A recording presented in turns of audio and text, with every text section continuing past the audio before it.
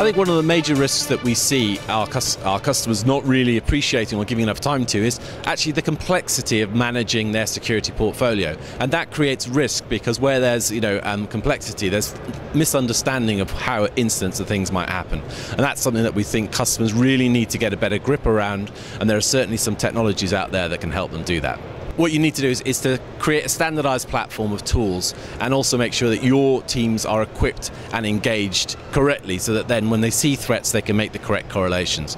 As well as that, I think it's important for organizations to look to companies like Symantec who have a vast security intelligence and leverage that in their environments. So really partner with companies like us to benefit from our knowledge.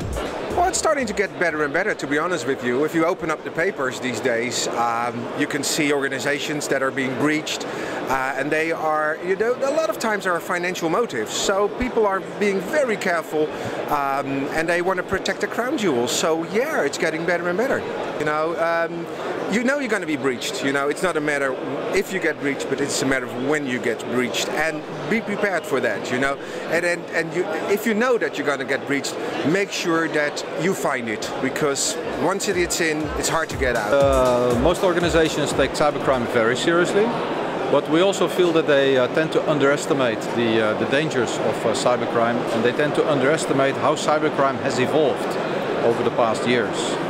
Our security labs the research have indicated that malware has increased on websites approximately 600% over the past year, but 85% of that is on hosts with a good reputation.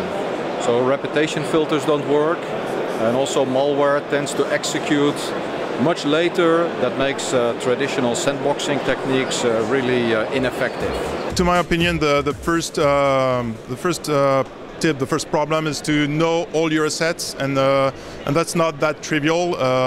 Then, of course, know their security level. It's very important, and we see that organizations are mature on network and systems, but not as mature on web applications. And we see that most attacks come on this web application layer. So, well, the biggest tip would be to automate the security of your web applications by combining detection of vulnerabilities and filtering so that their security becomes just easy and effective. It's of course again the patching. It's again the problems with the creating of that policy, and also the problems related to online banking Trojans.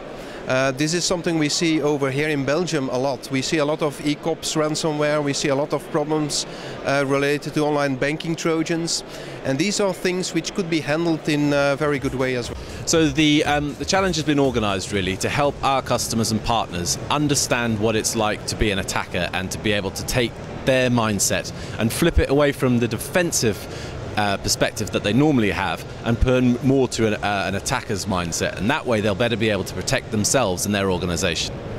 Well, we've seen some phenomenal guys actually in there taking part in the challenge, and we've seen some of our flags going really, really quickly, which I think is a really good, strong sign, and it's a testament to InfoSec and the actual day itself that you get this calibre of security experts at an event like this.